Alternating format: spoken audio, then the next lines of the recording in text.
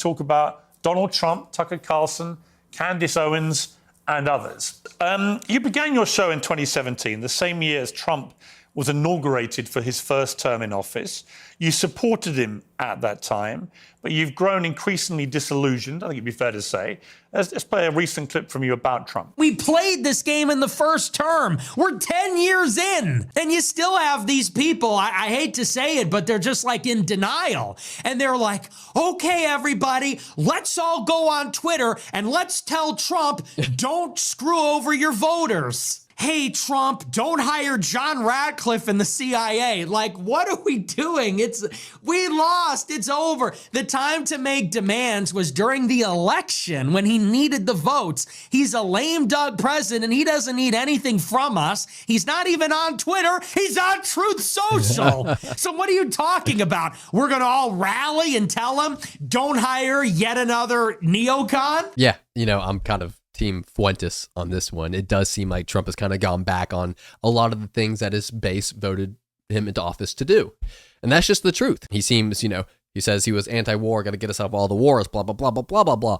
Great. And, he has kind of tried to address those wars and conflicts that we're engaged in or funding. But at the same time, it seems like he's trying to get us involved in another war in Venezuela right now. He talks about immigration and, the plight that the average working family, white working family is feeling here in the United States. It kind of seems like he's gone back on that. He's talking about bringing in more H-1B visa immigrants to work in the United States, which is basically just like cheap labor for a whole bunch of corporations. And the Epstein files, let's not even get started on that, where he basically just ran on the premise that he was going to release all the files and then gets into office and calls his supporters dumb, stupid, naive for wanting those files to be released. So yeah, look, I get it. I voted for Trump every single time he's ran for office. So I've been there, done that, and I'm not very enthused by the way he's been handling himself in this presidency. The decisions he's made, the people he surrounded himself with, like, let's be real, okay? It seems like the things that he ran on doing, he has said, screw it. I don't like how I turn on the TV, Fox News, wherever, and I see him selling watches. I don't like all the crypto stuff that he and his family are involved in, okay? There's a lot of issues that I have with what Trump is doing as president of the United States. So not too far off on the way Nick feels about all this too. The weekend, you posted this on X. You said performative cruelty is the perfect phrase to characterize the Trump admin and the mood of the MAGA movement. In order to compensate for his compromises and failures, Trump has to fall back on mean-spiritedness to appeal to the basest instincts of its followers. It's really sad. Do you think you're the best person, Nick Fuentes, to lecture people about performative cruelty? Why? Are you accusing me of being cruel? Is that what that is? Yeah. How am I cruel? You're cruel about black people. You're cruel about women. You're cruel about a lot of people. And you're very performative. Okay. I don't think I'm performative. If anything, everyone else is performative. I'm authentic. Whatever you want to say about me, it's real. It's from the gut. But yes, I do think it's performative. And what I mean by that is, when they're doing the deportations, they know the deportations are not where the base wants them to be. They deported, the figures are disputed, but from my data, it's 300,000 in the year, which is not a massive deportation.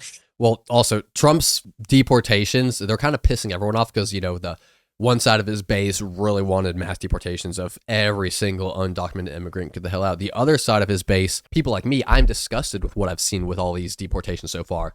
The way, I wanted him to get into office and get all of the criminals, everyone engaging in illegal activities, all the undocumented immigrants engaging in illegal activities or mooching off of our welfare system to get the hell out of our country. But I think it's like 5% of the undocumented immigrants detained by ICE have created some type or have done some type of violent crime, committed some type of violent crime in the United States. So, we're using all of these resources. We're raiding, apartment complexes. We are arresting people at Home Depot. For what? For what? And I know me saying this is going to piss everyone off, but look, undocumented immigrants work in a lot of our bottlenecked sectors: healthcare administration, construction, elderly care. And, we do need a lot of these individuals. So why are you kicking all of them out of the country?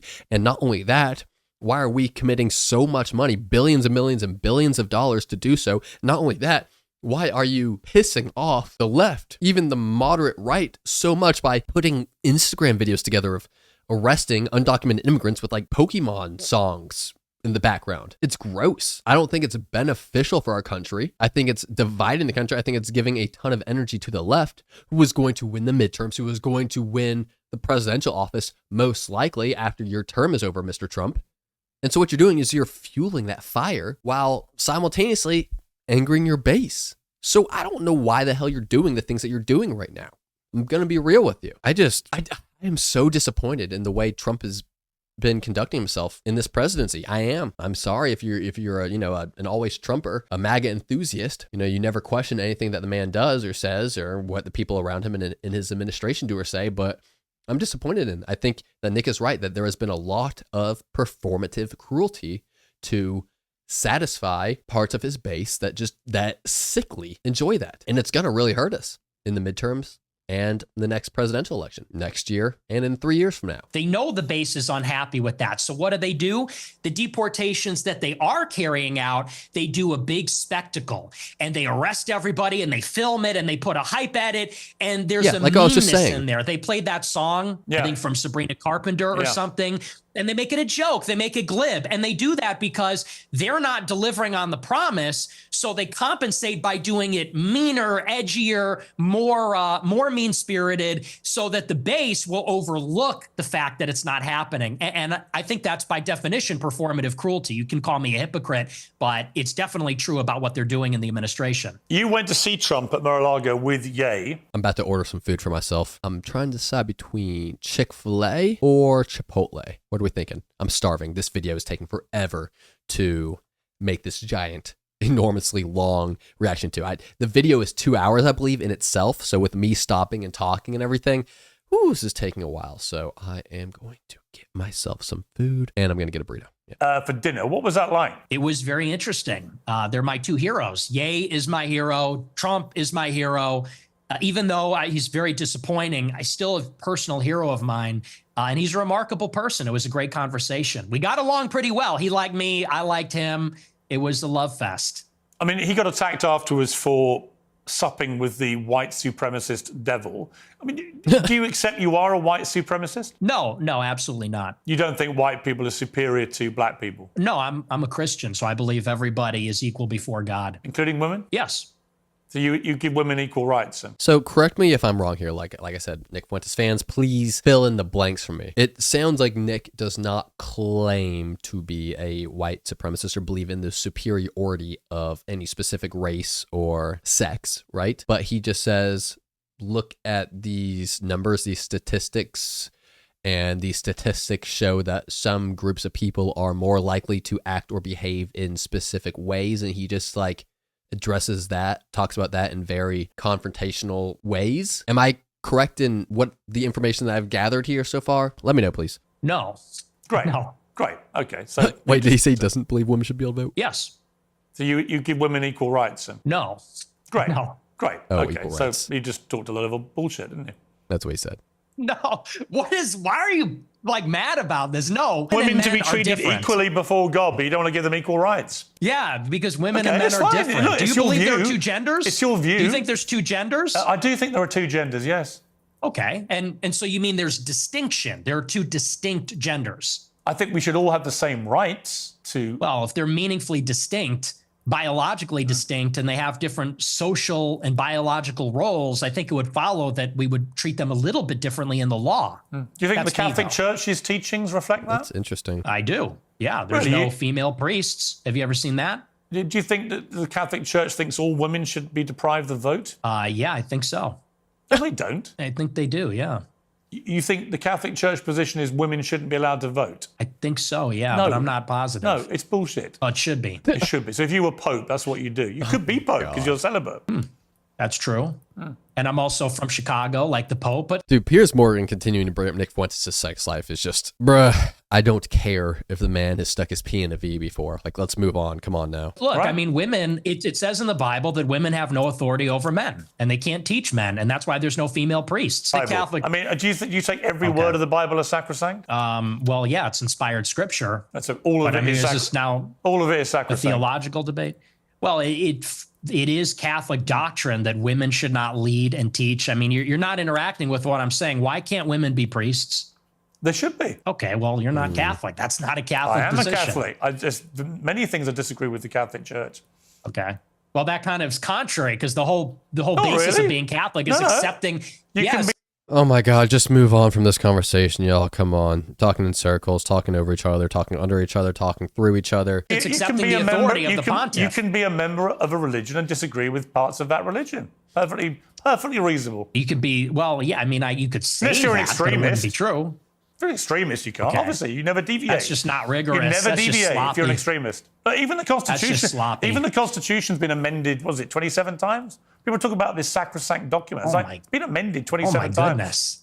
Yeah. Oh my, this is not rigorous intellectually. This is very, this It's is a fact. theology. Okay.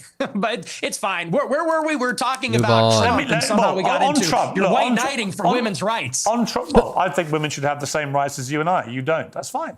Put on the pink hat, bro. Put on the pink hat. We're waiting. What's the pink hat for? For the march, for the women's march? Are we going to see you at the women's march protesting for women's rights and all that? I think women should have equal rights to men. Period. You carry tampons in case your female friends get a period or something? Like, it's crazy. The I'd white have no knighting problem. is I'd have no problem diabolical. giving a female friend a tampon. Would you? Have you ever?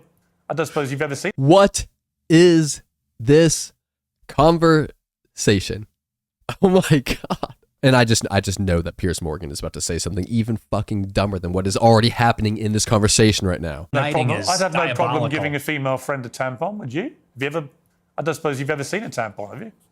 Gross. Absolutely not. Get that away you think from me. tampons are gross? Yeah, they're Really? filled with period blood. Yeah, This is super productive, y'all. that's kind of gross. Wow. Have Are you seen, into that? You like that? You, have you ever got seen a lot of tampons? I don't think you've ever seen it, have you? I've seen them. I've Oh, seen you them have? before. You've been that close Yeah. to a woman? Really? No, I've seen them. Look, I Oh, you've seen I videos? used to live with I women, bet so you've I've seen them around the I house. bet you've seen videos, haven't you? What are we doing here, Piers? I'm not you sure. You really hate that. I'm not sure, You're mate. more impressed that I'm a misogynist than you are about anything. It's Not very really. I'm actually more exercised about your blatant, self-admitted racism than I'm about I see. anything. But the misogyny runs a close second. Let me ask you about Tucker Carlson, because you had a long sit-down with Tucker Carlson, in which he was, oddly, I like Tucker, we get on well, I was with him last week in London, but he gave me a harder time than he gives you. And then afterwards, he was more critical. Yeah, so like I said, I watched the Tucker Carlson Nick Fuentes interview, and I thought it was going to be a back and forth debate, more similar to what this is with Piers Morgan. But it was a casual conversation, and Nick even said things like how he was celebrating or looked up to or admired something like that, Stalin. And Tucker said, "Okay, we'll come back to that," and then he never did. So I did find that interview to be a little odd, a little out of character for Tucker Carlson. So, I'm happy that Piers Morgan isn't following that same path that Tucker did. And no, I'm not condemning Tucker. I'm a big fan of Tucker Carlson. I just thought that he was going to press Fuentes a bit and have a bit more of a back and forth instead of just seemed like he was giving Nick a platform to just present himself, which I just found odd. And then you said this about Tucker. He's a handler. He handles people. That's what he does. He's a fucking liar and a handler. He goes around telling people, I don't know anything. I don't know. Oh, I know nothing. I don't even have a phone. I am just a clueless tourist. I just travel to all these countries and, I don't trust him. And I don't care, maybe that alienates me from people in the conservative movement. I don't care. I'm not going to be a part of it. I'm not going to be a party to whatever that is. Whatever that CIA bullshit is, I'm not going to be a part of it. What's up with every single person in this like, I guess the far right, right? I guess you could call them the far right. Tucker, Candace. This is just the label that they've fallen under. Tucker, Candace, Nick, all these people. Why do they all call each other feds? I don't understand. They all think that they're working for the FBI or something to expose other people. Is that it? And if so, what makes you a fed? What do you do to get called a fed? It's just something that's never really made sense to me. Like, why do some of these people have to be a fed? I don't think any of them are a fed. I don't. I think they're all just individual people with very, let's say, unique personalities that are rather intelligent individuals, and they know how to use their intelligence and combine that with their unique personality, build a brand, build an audience, build a platform, build a community, and reach a lot of people. And I don't think they always have to agree on everything, and when they don't agree with something, that doesn't really necessarily make them a fed. Maybe they just do specific things that are odd or that you don't agree with for money.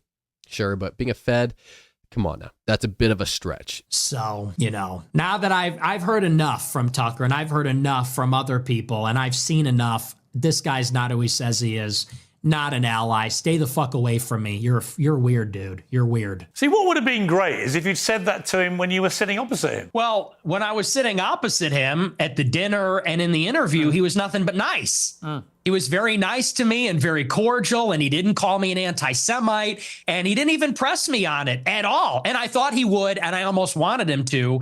He was nothing but nice, and we had a great time. We had a really great dinner, really great interview, and I felt really good about it. And the next week on my show, I said, he really surprised me. He's great. And then every interview he's done since, all he does is call me an anti-Semite. He goes, well, I hate his anti-Semitism, and, I wonder why people like him. And so I just think that's two-faced. So after that experience, it kind of turned me off. I didn't like that, but he's going to do what he's going to do. He's still a nice guy, but I think he's two-faced. What about Candace Owens? You had a sit down with her. Bro, I've seen so many clips of Fuentes, like, daydreaming in his live streams over Candace Owens, like, drooling. This man is in love with her.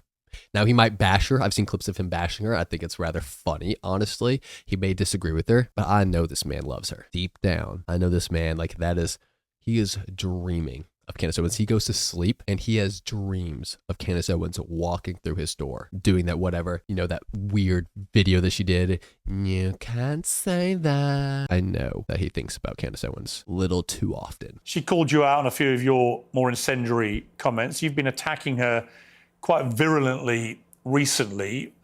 What's going on there? Well, it's me and her. We're so complicated. We're on and off. It's very passionate on both sides. I think there's this intense desire to be friends, but a frustration where we disagree with each other. There's a rivalry. But I thought we were going to have a friendly conversation, and then she kind of did the same thing. We're going to go on a show during the war with Iran. We're literally in the middle of a war. And she texted me the day before the United States bombed Fort O. And she said, would you like to come on my show? I said, absolutely. I said, is this going to be about Iran? She goes, I don't do setups. I said, yeah, let's do it. I come on the show, and then she's got this weird hostile demeanor. She's doing the clip thing. Then she puts it behind a paywall. It was ridiculous. So that really was not nice. And then I think this whole Charlie Kirk thing, I think she's gone insane. I think she's absolutely lost her mind. So I feel sorry for her husband. What did you feel when Charlie Kirk was assassinated? Where were you when you heard about it? I was at my house, and a friend of mine who was actually at the event texted me and said, Charlie got shot. I said, who? He said, Charlie Kirk. I said, oh my gosh, that's terrible. And honestly, it was devastating. I didn't like Charlie Kirk at all. And we had an intense rivalry, and he hated me. But honest to God, I was devastated. I was emotionally affected by it. I didn't even do a show that night because I was beside myself. So it was rough. I mean, it was hard to watch. When you say you were beside yourself, I mean, you hated him. I don't hate anybody. I didn't hate him, but I really didn't like him. I intensely disliked him, and I didn't agree with him. He called you vermin, didn't he? He did. Yeah, he hated me also. But you were still beside yourself when you heard what happened to him. I was. I thought it was disgusting what was done to him, and it was tragic, and it was horrifying. Do you fear an attack like that on yourself? Have you upped your own security because of this? Because your profile's got exponentially higher since what happened to Charlie Kirk. I have increased my security, but something similar like that happened to me. Someone came to my house with a gun about a year ago, almost exactly, trying to kill me, and he was shot and killed in my alleyway. Oh, wow. So I've had increased security for a while. It's a bad time out there, and I do believe it was a left-wing person that killed him. I think it was a left-wing person that tried to kill me. So yeah, I like how Nick just comes out and says that he doesn't buy into all the conspiracies. And look, when it comes to Candace exploring Charlie's death, it's fair to explore that because there's a lot of things that don't necessarily make sense to me either. Was Tyler Robinson the man that murdered Charlie Kirk acting alone? I don't know. It doesn't, that would surprise me if that was accurate. But I think that Candace, while I do appreciate someone who wants to dig deeper and ask some real questions, I do believe that she is tying some things together that kind of turn this into some wacky conspiracy. I do agree with that. So I do appreciate here how Nick says, look, I believe that it was probably some leftists that killed Charlie. And he doesn't buy into all the conspiracies here because, let's be real, it was most likely a deranged leftist that killed Charlie. It was most likely. Okay, let me back this up actually, because this is interesting. I think it was a deranged leftist that killed Charlie, but I think there's more to the story than we were told. Okay, that's it. So do I want people to continue asking questions and digging in? Sure. Yes, I do. Absolutely. Because I want to know the truth, and I know that we are never told the truth. But I do appreciate Nick just coming out here and just not diving full force into some type of conspiracy theory. I take it very seriously.